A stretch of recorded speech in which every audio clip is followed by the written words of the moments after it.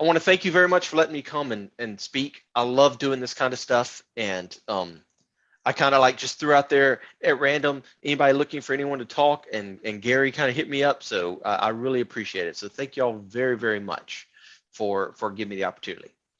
All right, I know I got to keep it within an hour, so I'll do my best. I will probably talk a little fast because I tend to talk a little fast, but feel free to tell me to slow down, or feel free to interrupt me if you've got a question, or save your questions till the end, whatever you would like to do. But this is basically a talk on GitHub Actions. Now, I'm assuming there's probably a variety of different levels of people's comfort with GitHub and GitHub Actions in the room. Some people may have heard the virtual room. Some people may have used it some people may not have used it at all. So we're going to I'm going to level set. I got a few slides just to level set and set some terminology, and then it's demo. And it's demo for the rest of the time. So keep your fingers crossed. It's going to be a fun ride. Now, I will say this before you begin, and this is normally a talk that I give in person. So I either encourage people to go grab the Github Mobile App, which is a way to access GitHub on your mobile device if you haven't, or if nothing else, in your browser, navigate to this repository, which I'll give to you again at the end, because if we make it all the way to the end, then we'll have some fun user interaction on my very last demo. That's the goal if we make it that far. So first off, as mentioned, I am from Mississippi. Specifically, I live in Tupelo, Mississippi.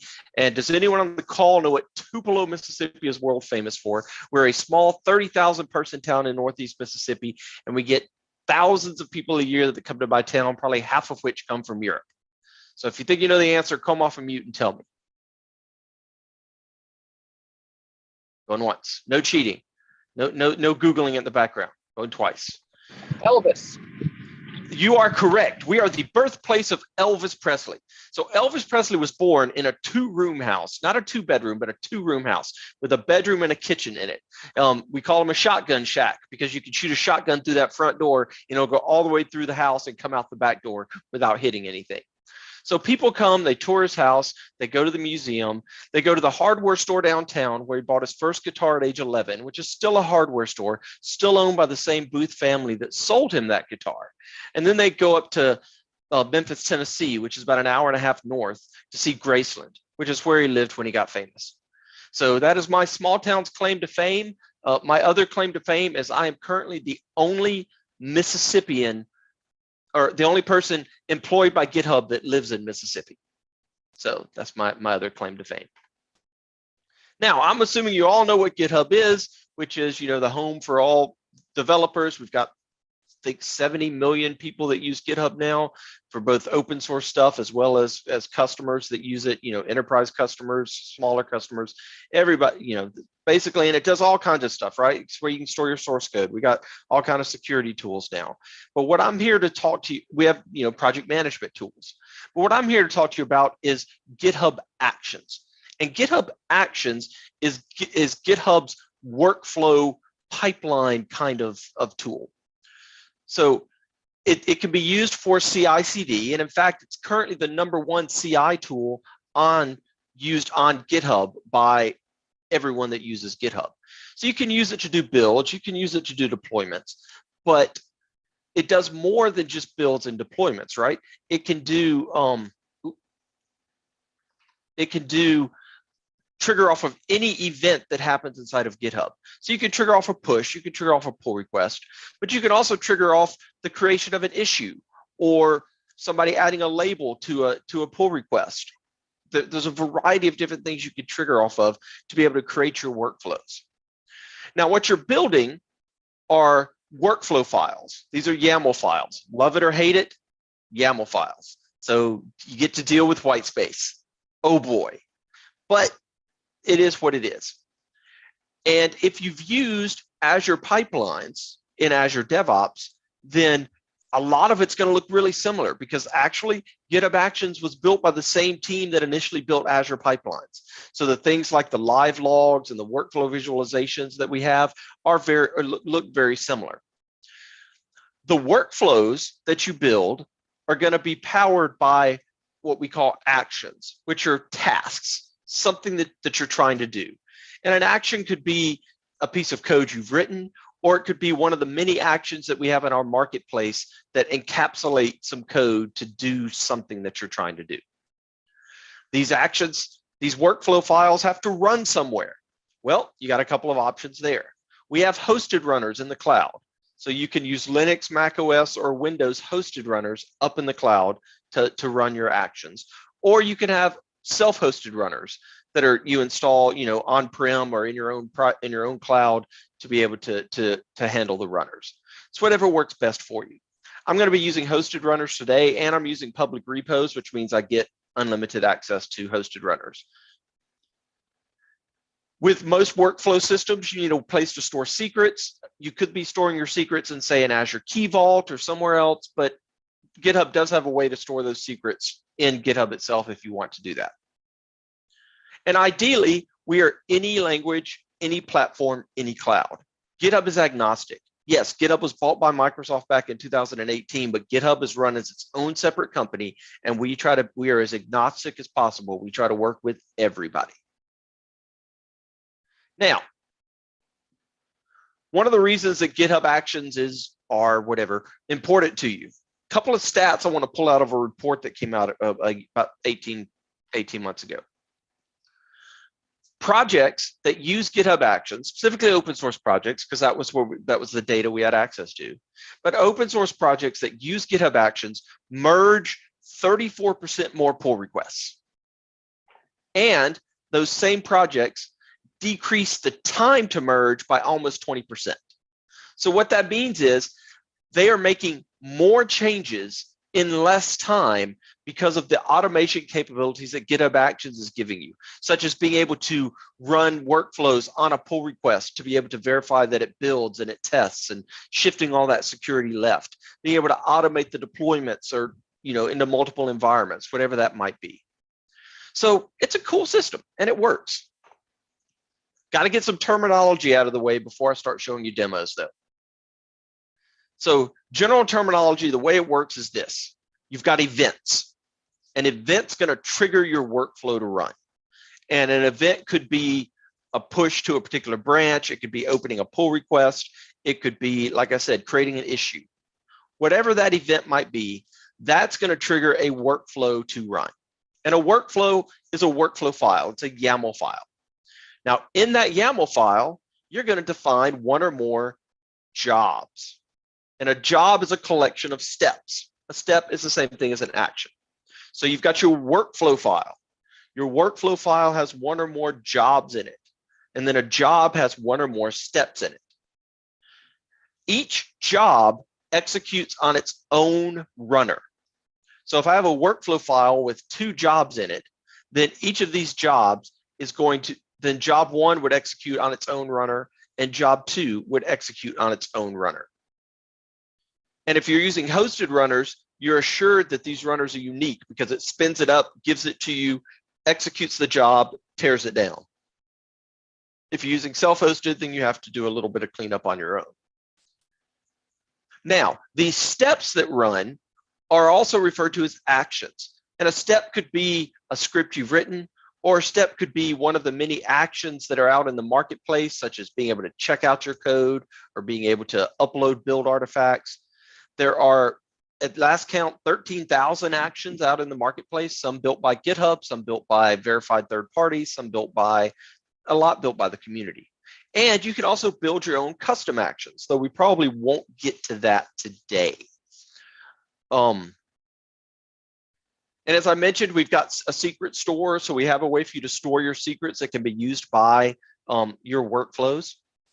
And you can also use GitHub Actions to help you do deployments. And one of the ways that we have made that happen is we have a concept of environments. And an environment is a logical construct for like your dev environment or your test environment or your production environment. And you can target a job at an environment. And that allows you to do things like require manual approvals before it can deploy into that environment. Only accessing certain secrets that are available only to that environment. So it allows you kind of gating to be able to control when that job runs. So quick summary, events trigger the workflows. Workflows contain one or more jobs, which contain one or more steps. Those steps execute on a runner. And when you hear the term GitHub Actions, that refers to the entire system, as well as people say GitHub Action as a particular step or task. So that can be a little bit confusing, but that's the general flow for how this works. And you heard me mention the marketplace. There's a marketplace out there where you can discover open source actions. And the nice thing about the marketplace is there are actions out there built by GitHub. There are actions out there built by verified third parties. And a verified creator means that, yes, we verify that Docker created those, or we verify that checkmarks created those particular actions. And then there are a lot of actions out there that have been built by the community. I've got one out there. I wrote an action that tells you a dad joke because I was just experimenting with how to write GitHub Actions. And the actions, any action in the marketplace has to be stored in a public repository.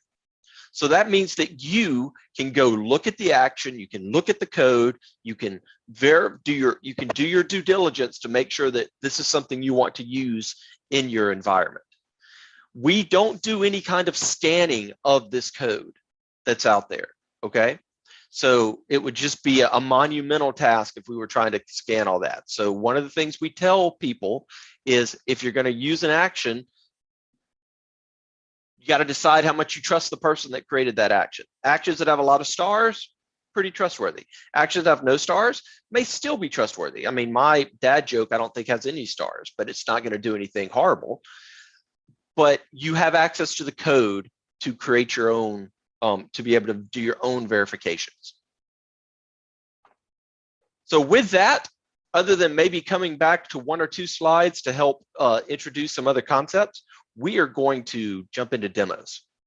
And we're going to start off with 3 basic demos, which we'll do a couple of different things with. First off, a super basic workflow. Introduce you to kind of the interface, introduce you to a bare minimum workflow. Then we're going to build on top of that because a workflow can have multiple jobs in it. So we're going to show you how you can chain those jobs together to run in a particular order and how you can use conditional statements to determine if a job's going to run or not run. And then we're going to look at variables because there's context variables that are available on why this workflow ran that have a lot of information in them. And then there's also variables you might want to pass in between steps or in between jobs, and environment variables that you can set for, say, the entire workflow for people to access. Now, we make it through all that, then I've got an actual real world demo for you. So, but first off, let's start with the basics here. So this is the organization, or this is the, and I'll put this in the chat.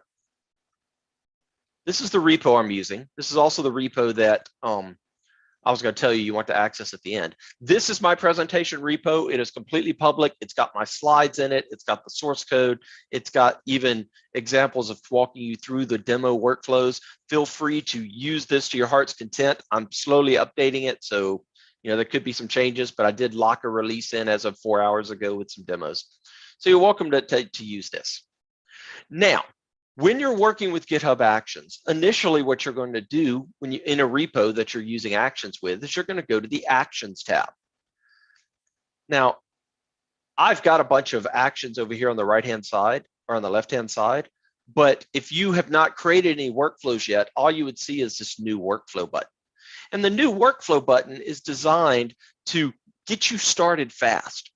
It does some initial analysis of your code, and based off your code, tries to suggest to you a workflow to get you started.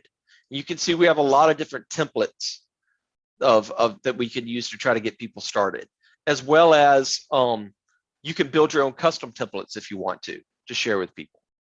So I've got a .NET app that we're ultimately going to be working with. So I could click the configure button. And what this does is it goes and creates a workflow file for me with everything that it thinks I need to be able to get started with GitHub Actions. Now I may need to build off of this some, but it kind of, you know, gives you that jump start to get started. But we're not going to go there. Instead, we're going to look at the demos that I've already made. Now, GitHub Actions, the workflow files live, in your repo. They're repo centric. When you run a workflow file, it runs basically in the context of that repo. And your workflow files have to exist in a particular folder for GitHub to realize they are a GitHub Actions workflow. And that folder is the .github folder, and inside that folder, the workflows folder. So any GitHub Action workflow you create need to be in that particular folder. And we're going to start off by looking at this basic workflow. Now, this is just a file. So I could clone this down. I could open it up in VS Code. I could edit it in VS Code. I could push those changes up. I could use whatever local editor I wanted to use. That's an option. A second option is if you go to edit a workflow file, it realizes that this is a GitHub Actions workflow file, and it opens up a specific editor for GitHub Actions workflows, which gives you the workflow file over here on the left-hand side. On the right-hand side, it gives you the ability to search the marketplace. It gives you access to documentation. And one of the things I like about it is it also gives you autocomplete. So it'll kind of tell you what you can and can't type depending on where you are in the file. So let's look at this very basic file and explain what's happening here. So I've got my YAML file that's in my .github workflows folder. Line 4 is basically just giving it a display name. Line 7, the on command specifies the different events that could trigger this workflow to run. And you can have a workflow file that has multiple events in it to trigger it. In this case, I'm only triggering on one event called workflow dispatch. And workflow dispatch is what allows me to manually run the workflow. One of the nice things about workflow dispatch is you can pass inputs in. So when you manually run the workflow, you can pass in inputs into that. So in this case, I'm passing in a name, which is just going to be a string. I'm passing in a city, or I'm asking for the city. And in this case, I'm making it a drop down and giving where you can choose a choice from what's in the drop down. And then I'm also asking you if your favorite color is blue or not. And I've made that a Boolean, which is just a checkbox. So I have these multiple ways to pass this stuff in manually, or the items in manually. Then you have a jobs section, and that job section is where you specify one or more jobs that need to run. In this case, I've only got one job. I called it greet. In that job, and you'll notice that I'm white spacing over 2 times every time. So it's YAML. So when you have to space over, you have to space, not tab. If you tab, it'll blow up unless you're using VS Code where it's turning your tabs into spaces. But be aware of that. But in this job, I specify the runner I want to use. In this case, I'm saying Ubuntu latest because I want to run on a Linux machine up in the cloud. And then I specify the steps that need to run. So these are going to be the individual steps, the actions I want to take. And in this case, I've only got one step called send greeting. And that step is a script I have written, and it's a multi-line script. So I put a pipe on this first line, and then I can write my multi-line script. And what I'm doing here is just echoing out what you've input. So here I am echoing out the name that was entered. Here I'm echoing out the city that was entered. Now, the way I access the values that were entered is they're going to be in what's called the GitHub context object. And I'm going to refer to that a little bit later. But the GitHub context object has all kinds of stuff around who triggered your workflow, why they, what triggered it, parameters that were passed in, all kind of stuff. And I'll show you exactly how I figured out how to path it down to the name in just a little bit. But the way you access variables, the way you access the GitHub context object is you say $, curly brace, the variable you want to access, $, curly brace.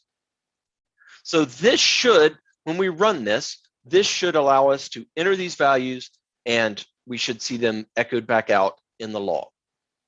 So how do we run this thing manually? Well, you come up to Actions, we select Basic Workflow, and we have a Run Workflow button over here. One nice thing is I can run it on the main branch, or I could run it on any other branches I might have. I don't have any right now.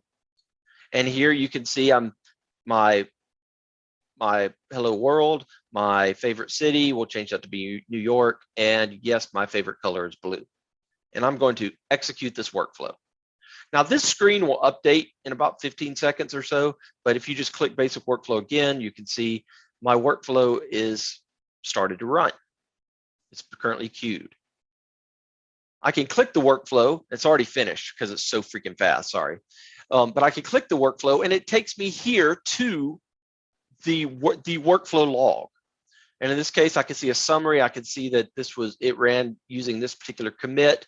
It ran 11 seconds. It was successful. And I can drill down into the job. I can see each individual step that was in the job. Here's my send greeting step. And here's my favorite city is New York. And my favorite color is blue is true. So that is a simple, basic workflow. It has an event that triggers one job that executes one step. We can come to the log file. We can see the jobs that are here. If you had a job that failed, or if you just wanted to rerun a job, you can click this rerun jobs button and select the job and execute it. And you can even run the job again with debugging turned on, which throws a lot of extra stuff into the log files. This is new. This is kind of cool.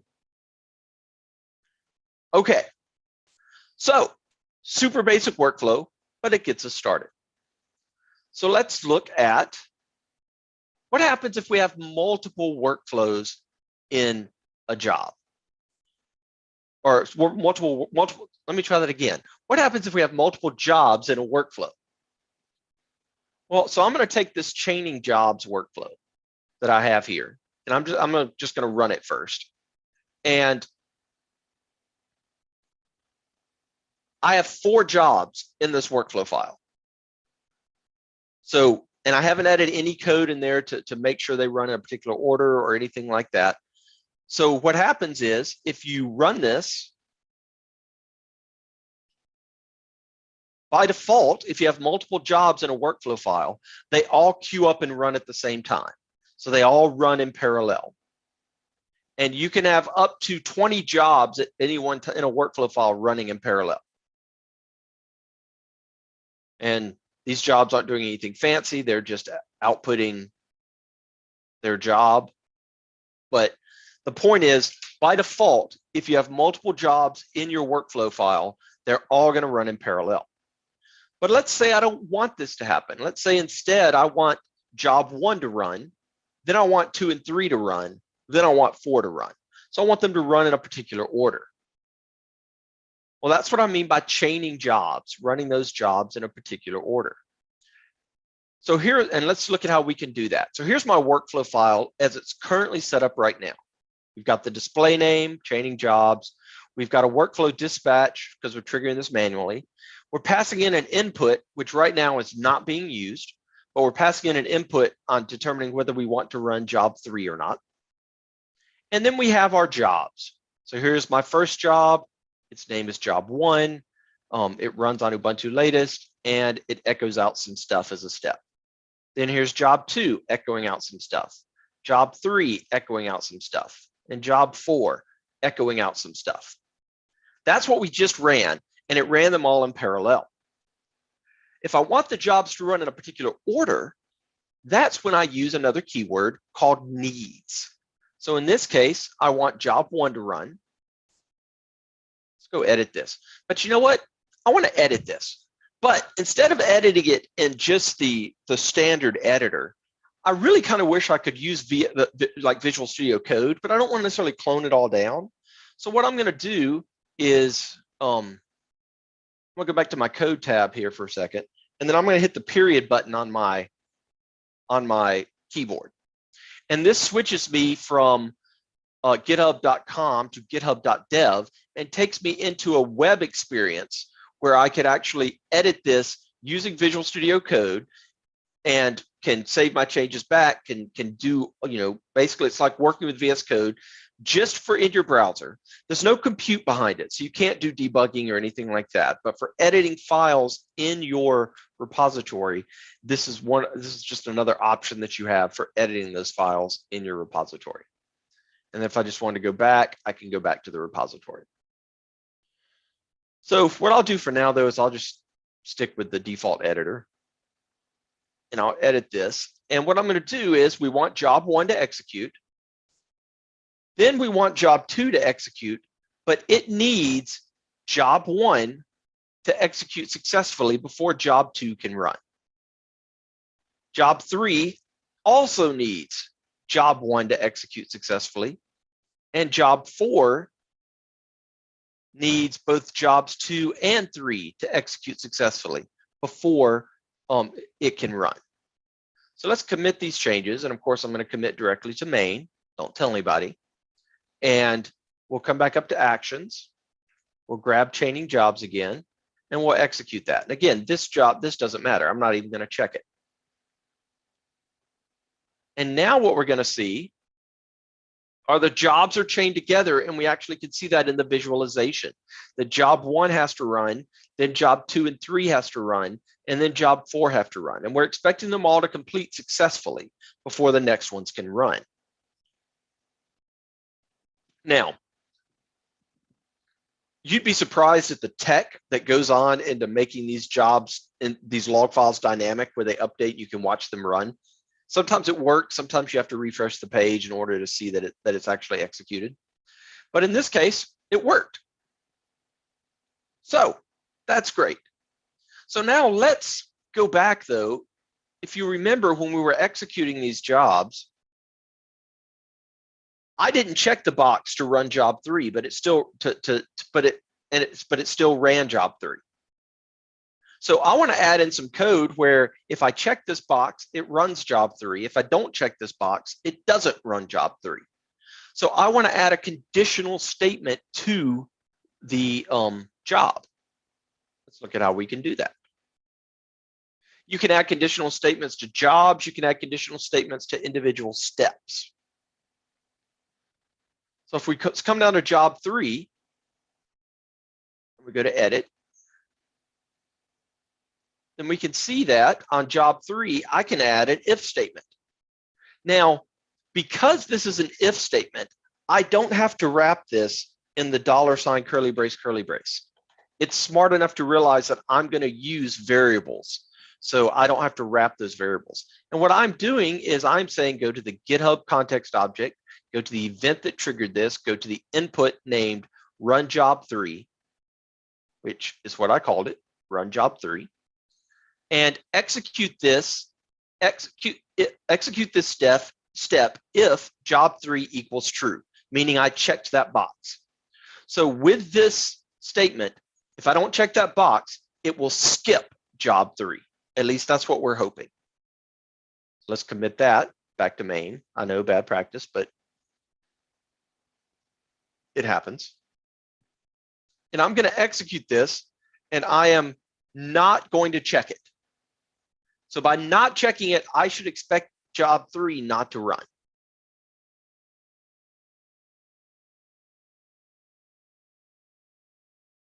So let's see what happens here.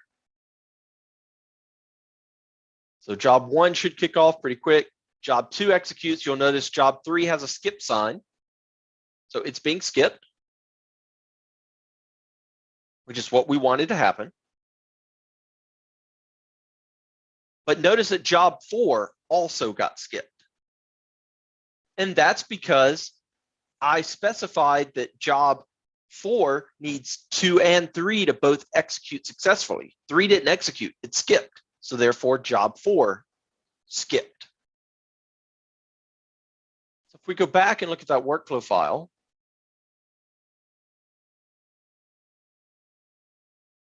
let's say I wanted job 4 to execute even if we skip job 3 in this case. So what I can do is I can actually have in this case, I don't even, I can have an if statement that uses a function called always, and there's multiple functions out there that we can use. Functions have to be wrapped in those curly braces, but this basically is saying I always want this step to run, which really is kind of nullifying the needs as well, because I'm saying this step's going to run every time. So if I uncomment this and I checked and I ran this again, it would, well, let's leave it uncommented. Let's commit those in. Let's come back up here to actions. Let's go to chaining jobs. Let's run this. So let's not check that again. So it should still skip 3. And now what we should see ultimately is that job 1 should run, job 2 should run, job 3 should skip, and job 4 should run. So job 1 ran, waiting on job 2.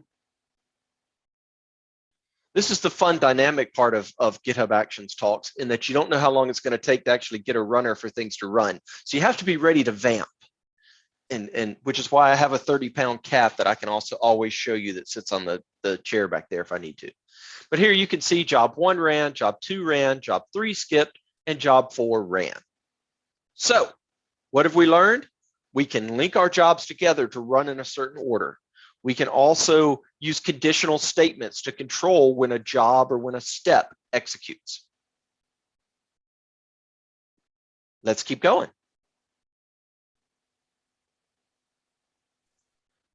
I feel like we should be breaking for applause after each of these demos. No, that's not necessary. Applause is not necessary. So one of the things that we've been using to output these, the things that are entered by people is this GitHub context object. And I mentioned to you that the GitHub context object is this object that gets created when you execute a workflow that has all kind of information about the workflow. Now, the GitHub context object is documented in the documentation, but I'll be honest with you, I found it a little confusing sometimes, and I wanted to be able to just look at the output for a particular context object. So what I've done is I've created a job 1, runs on Ubuntu latest, and I've got 1 step. And in that 1 step, I am taking the GitHub context object and I'm converting it to JSON. So I'm $ curly brace to JSON, take the GitHub context object, converting it to JSON, and then I'm storing it in an environment variable called GitHub_context. Now, an environment variable is exactly what you think it is. It is an environment variable in the environment of the runner that you're using. So, it's going to be environment variable in Linux or an environment variable in Windows or Mac OS. Now, because I specified this environment variable, GitHub context, in this step, it is only available in this step. So if I had multiple steps in this job, only this 1 step could access that particular environment variable. And then what I'm doing is I'm echoing out the GitHub context object. And the way you access environment variables varies depending on whether you're dealing with Windows machines or Linux machines. For a Linux machine, you just say $ and the environment variable. And general default best practice with environment variables in Linux is you make them all uppercase. So if I execute this job, we'll get the context object for this job. So let's go run this job.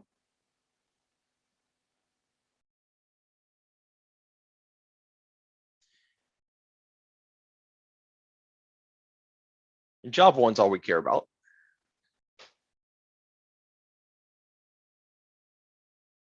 So this output the context object for us. And what that does is it gives you a bunch of JSON like this, which is all of the information related to this particular workflow run.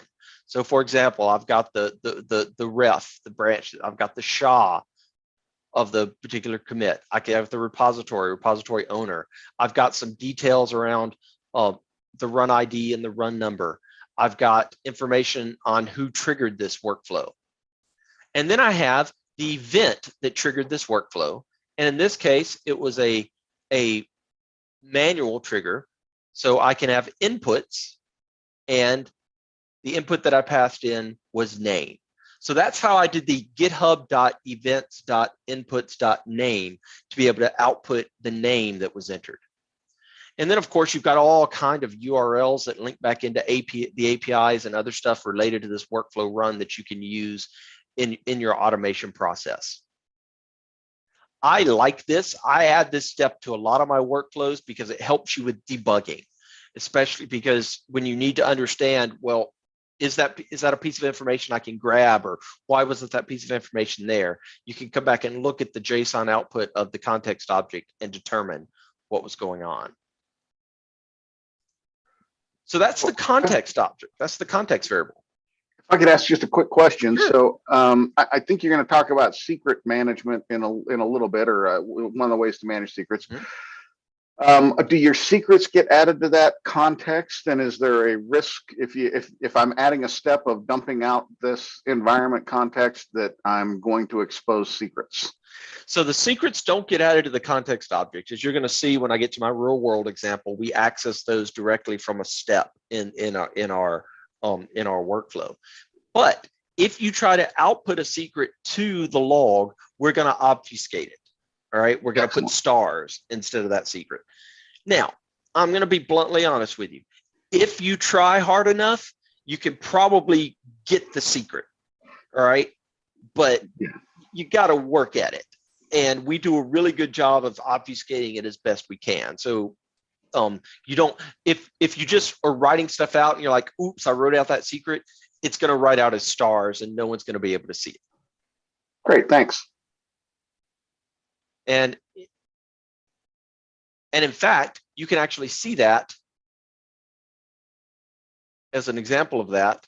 If we go to that run that we just did, when a GitHub workflow runs, it runs as what's called the GitHub context object.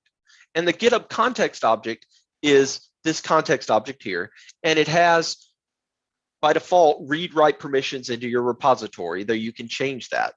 And it has a token that it uses for accessing your repository during that run. If we look at the GitHub context object, here's the token. You'll notice that it's starred out. So you can't get it. Great question, though. So some other ways, though, that you could use variables. You could pass variables in. You have the GitHub context object. You can also output variables from steps and from jobs. So here I've got job 2. Job 2 has a step called step, and job 2 has 2 outputs. And I have named them because I am great at naming things, output 1 and output 2. Now, output 1 and output 2 need to equal something. So what they're going to equal are outputs from particular steps. So if I look at step 1 down here, step 1 is creating an output variable for this step called step 1 value. And the way you create an output variable for a step is you do an echo and you say : set output name equal the variable name : the value of that variable. So this step, this line right here is creating an output variable for step 1 called step 1 value. And then I'm doing the same thing in step 2 called step 2 value. Now I could access step 1 values in step 2 if I wanted to. In this case, I didn't need to. But what I'm wanting to do instead is take the value from each step and output it from the job. So when the job finishes running, I want some output from that job that could be used by other jobs in my workflow. So in job 2, I have declared 2 output variables, and output variable 1 says go to steps, go to step 1, go to outputs from step 1, and use step 1 value, which we set right here. And then output 2 does the same thing. So this line creates an output variable for a step. This creates outputs for a job. And then down in job 3, you'll notice that I am saying I need job 2, because if I'm going to use variables from job 2, I need job 2 to have completed successfully. So I need job 2, and then I can say, to access these output variables, I can say needs job 2 outputs and the output variable, in this case, output 1 or output 2. So in theory, if I run this, the output from job 3 should be hello world. And if we go back to the run that we just did, the output from job 3 is hello world. Takeaway, you can create output variables from the step. You can create output variables from the job, and you can use those job output variable. You can use the step output variables with other steps in that job, and you can use the job output variables with other jobs in that workflow file. Now, the last thing I want to talk about around variables before, and we're doing good. We got 25 minutes left. I'm supposed to stop at 7:45 my time, so we're good. The last thing I want to talk about, though, is, I mentioned it before, is this concept of environment variables. So environment variables are variables that are in the environment of the runner that you're using. Now, I have multiple places that I can declare environment variables. I can declare environment variables at the top of the workflow file. And if I declare them at the top of the workflow file, that means they're going to be available to all jobs. So every job that runs, it's going to set these environment variables for that job. So here I've declared var1, var2, var3, and I've given them some values. You can also declare environment variables at the job level. So you'll notice that here I've specified 2 environment variables, var2 and var3, which are duplicate names of what we specified up here, but different values. But environment variables specified at the job level are available to all jobs, or sorry, all steps in this job. And then finally, as you saw with where we were echoing out the context object, on a particular step, I can declare an environment variable that is only for that particular step. Now you'll notice that I've been using environment variables with the same name. I did this to show that a step environment variable comes first. So a step environment variable will be used instead of a job one if the names are the same, and a job one will be used instead of an environment one if the names are the same. And there's 2 different ways you can access those environment variables. You can either say $ variable name, or you could say $ curly brace env dot variable name. Both are valid. And if I come back and look at that run that we just did, and I look at job 4, then you're going to see that var3 used the value from the step because that was the most recent one that we had overwritten. Then var2 used the one from the job, and var1, which we didn't touch at all, used the one that was declared at the top of the workflow file. So I point all this out to you to point out that you've got multiple ways to have variables that you can pass into your jobs, that can be used in your jobs, that can be used in your steps. Okay. So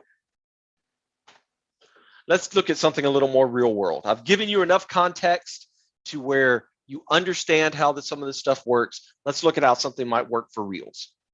So I have created a .NET Core MVC app. And when I show you this MVC app, you are going to be blown away by my programming skills. You just remember that. You're going to be blown away.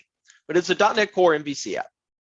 Now, what we want to do, what our rules are on a pull request, when I make a change, it has to be on a branch. I pull request that back into main. On a pull request, I want to do a build and I want to do a test to verify the code is clean before I can merge that into production. And I want to actually stop the PR if the build or the test fails. Shifting that quality left, trying to make things more better. There you go. Trying to make things better earlier in the process before it gets to main. Then once it does get to main, I want to build the code off the main branch. And then I want to deploy that code to my dev environment and my staging environment at the same time. And then if it deploys successfully to both of those, I want to deploy to my prod environment, but I want to use a manual approval to stop it from deploying to prod until I am ready for it to deploy.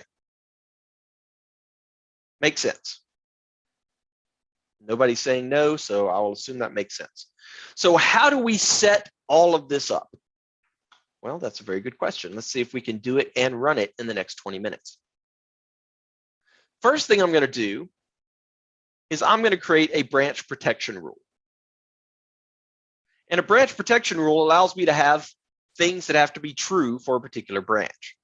So I put a branch pattern here. In this case, we'll call it main, so it'll match on my main branch. I could say m star, and it would match on any branch that started with m. And I have lots of different stuff that I can specify to control that my main branch works, or to control when I can merge something into my main branch. So in this case, I am requiring a pull request. I could require approvers, but I'm not going to do that right now because then I'd have to have a second user to log in because I can't approve my own pull request. But I'm going to require a pull request, and I'm going to require a status check. So GitHub allows you to has this whole check system that you can implement. And one of the things that you can implement are jobs that have to run successfully in order for the PR or in order to be able to merge into main. So in this case, I have a job that I've created called build and test of PR. That is a GitHub action workflow job that has to execute successfully in order for me to be able to merge the PR. And then there's a bunch of other stuff you can set, but in this case, oh, hey, look at that. In this case, I have turned on my branch protection rule.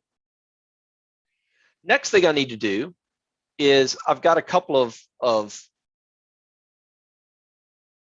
find the right jobs. So I have these workflows that I've disabled, and I disabled them so they wouldn't be running while we were doing all this other stuff we were doing, because that would have been a little confusing. So I'm just going to enable that workflow. You can disable a workflow by simply clicking disable workflow. And let's see, is this one? And we're going to enable this workflow as well.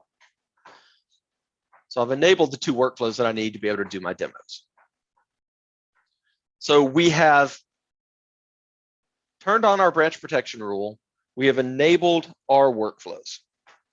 So let's look at the first step of how we make sure our PR works, or our PR doesn't, we can't merge it unless we build and test. So first thing let's do is let's make a quick code change, and then I'll show you the workflow file that's running. So I'm going to come out to my code. I'm going to come out to my app, and I'm going to come out to my shared page, and we're going to add an extra menu item. So let's edit this page. We're just going to add an extra menu item. And we'll call this Salt Lake City Rocks. And I'm going to this little rocks change. I'm going to commit this change. I'm going to commit it to a branch. So we'll call this the Mickey Gousset SLC Rocks branch. And I'm going to propose a change. So I created a new branch, and now I'm creating a pull request with this change. And since this is a demo, we're going to leave a comment of please work. And I will create this pull request. And what we're going to see here is I can't merge yet because I have this workflow that has to pass that is required. So let's go see what that workflow does. If I come back over here, here's my workflow file. Now, this is where we're going to start doing some, real stuff, right? I've still got my workflow name, but now I am triggering on a pull request creation, and specifically a pull request that targets a specific branch, in this case, the main branch. So you could have pull requests that run on all branches. You could have pull requests that only run on certain branches, whatever you want to do. But then I've got one job, which the idea of is build test branch, and the name is build and test of PR, which was that check that we set in the branch protection rule. It runs on Ubuntu latest, and then it does some stuff. First thing it does is it checks out our code. Ooh, but now we're using something from the marketplace. Okay, so we're actually using an action from the marketplace built by the actions team. So if I come out here and I go to the marketplace, if I do a search for GitHub marketplace, how do I make this go away? Hide. Oh, nope, I hit the wrong panel. Show video panel. I like seeing people. Hide floating menu controls. There we go. So if I come out to the GitHub marketplace and I did a search for, say, checkout, there is the checkout action that I'm using in that step. And it gives me all the details about the checkout action. But remember, I said that every action in the marketplace is actually a public repository. So I can take any action name and simply go to github.com/that action name. And that will take me to the repository that has the code in it. So I could actually look at the code and view the code. Same README that I saw in the marketplace is here as well. Now, in case you haven't figured it out, the way you access an action is you use this uses statement. You go to the organization and the repo where that action is, but then you also have to specify a version. And you can specify a version either by specifying a release. In this case, I'm specifying release v2. I could specify a branch. So I could say like @main, or I could even specify a commit hash to lock it down to a particular commit as the version I want to use. So we're checking out our code. Then I'm just doing a .NET restore on my solution. I'm doing a .NET build.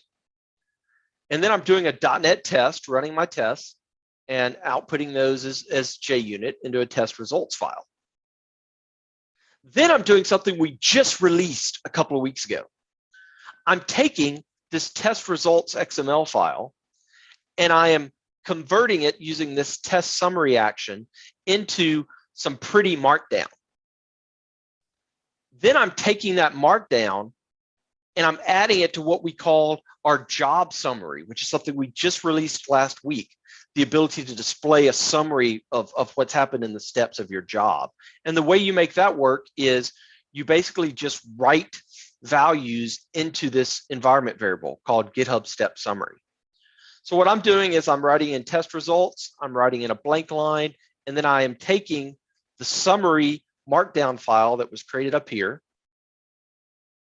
and putting that into this step summary. Now, before I keep going, let's go back and look at my pull request. Ooh, that looks bad. Failure. We open up my pull request. Ooh, check failed. And if I go to click details, it takes me to the action or to the workflow, and I can see that it failed on the test step. And if I dig through this log file, I can kind of understand what's happened. But I could also, because I'm writing the test output as a job summary, I can come to the summary page, and here at the bottom,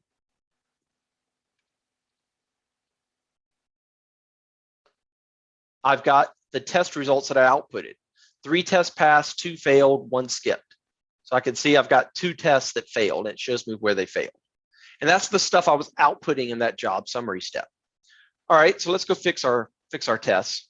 And I'm going to fix our tests in the time-honored way that you always fix tests, which is I'm going to edit those tests, and I'm going to comment out the tests that aren't passing.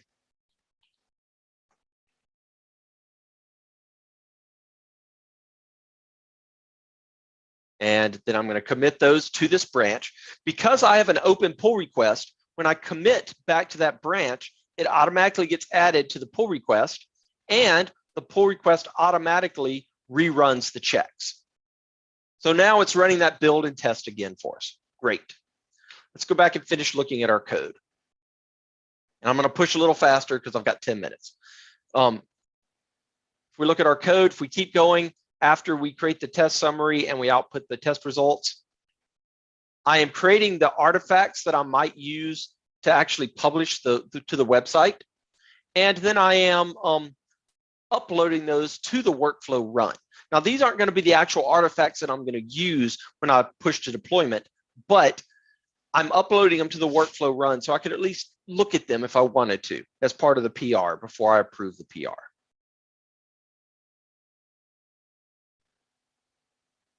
My check is passed successfully.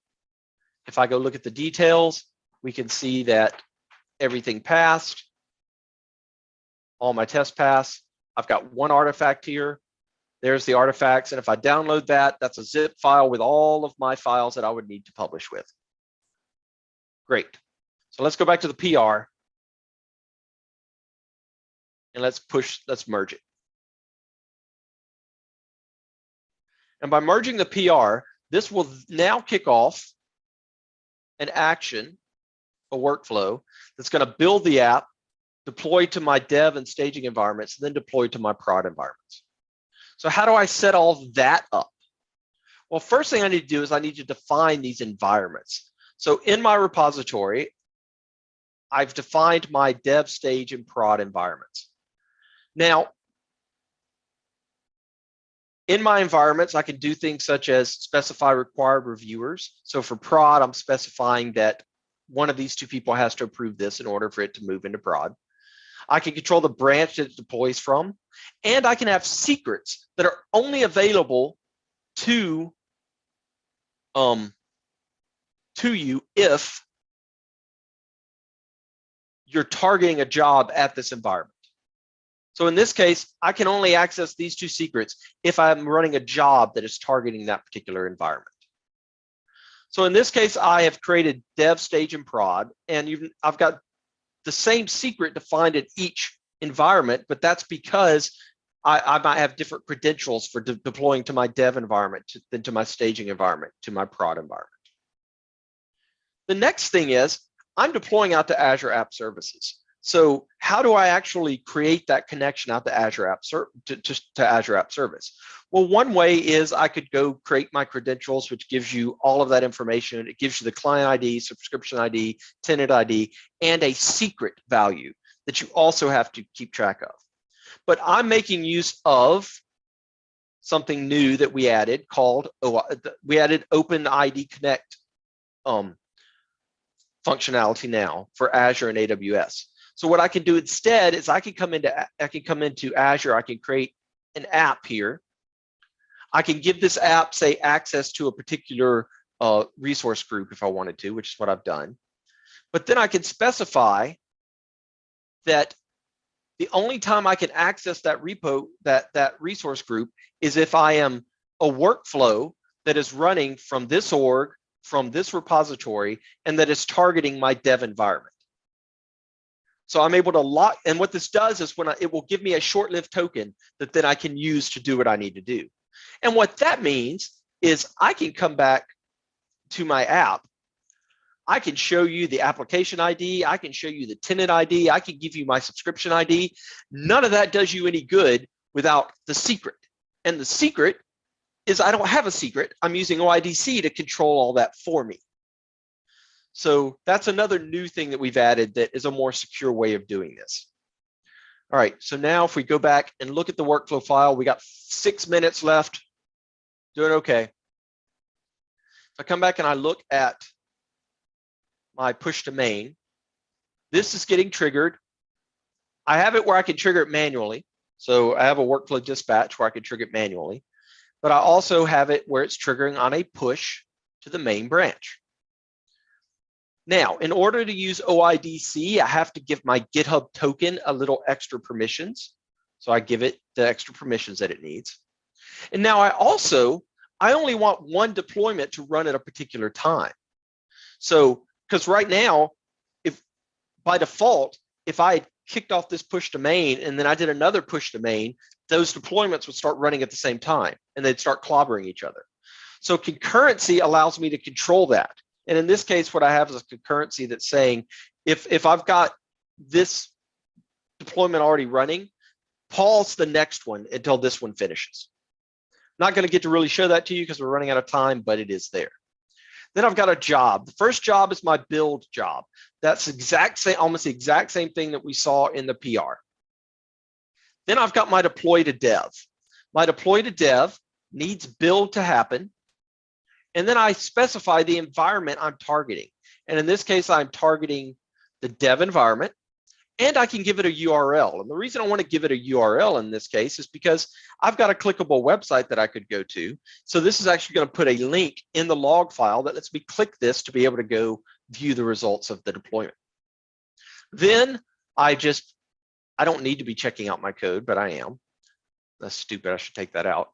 But I log into Azure using OIDC. So I have my client ID, my tenant ID, and my subscription ID. Some of these I got as environment variable, as secrets from the environment. Some of them I got as secrets that I've actually defined at my organization level. And I access those by saying secrets.secret name. Then, because in this step, I uploaded the files I want to publish to the workflow file, then I use this action to download those same files. Because remember, I'm running these jobs on hosted runners, so they may be running on they're going to be running on two different machines. So I got to figure out how I'm going to get the files from one to the other. So I download them from the workflow run, and then I simply use an action, web apps deploy, from the Azure team that deploys to this app service and deploys these artifacts that I downloaded before. Now my deploy to staging and my deploy to prod are the exact same thing. They're just a different environment, a different URL here. And in this case, I'm not using slots. I'm using 3 different app services. So it's a different app service. So if we go back and look at the run of our workflow, it's currently waiting because we have successfully deployed to dev and staging, and now we need to deploy to prod, but I've got that manual approval that stops me from deploying to prod. So I'm going to review that deployment, and I'm going to say I approve. And this will now kick off the deployment to prod.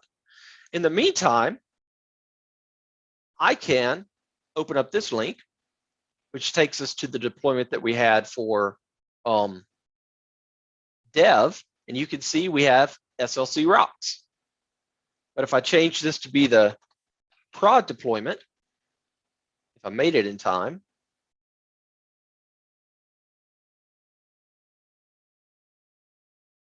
we don't have SLC rocks because it hasn't deployed yet, but it's going to get there. Also, I'll show you that over on the code tab, you can see the environments you've deployed to. You can see the latest top 3 you've deployed to. In this case, these 2 have been deployed. This one's in progress. And if I go into a particular environment, I can see all the different deployments to that environment, as well as the latest deployment. And I've got a link here that I can click because I provided that URL, which will take me to that deployment. So there's your real world example of being able to use this in a CI/CD capability. However, I mentioned you could do more than just CI/CD. And some people have already found this a little bit. But if you go to the repo that I put in the chat and you star it and watch my lamp behind me, it's going to change the color of the light bulb randomly based off of each time you start. And you'll see over here if somebody has done it.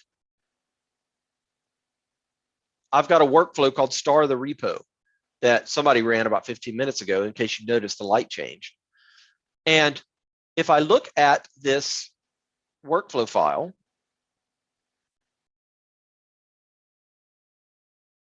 I can trigger it manually, or I am looking for an event called watched of type started. And this is the event that gets thrown when a repository gets started. There's a whole list of events out there that you can use to control GitHub Actions. And what this is doing is generating a random color. And then I've got a LFIX light bulb, and I'm simply doing a curl to my light bulb and setting it to that random color. So it's just a fun little interactive demo.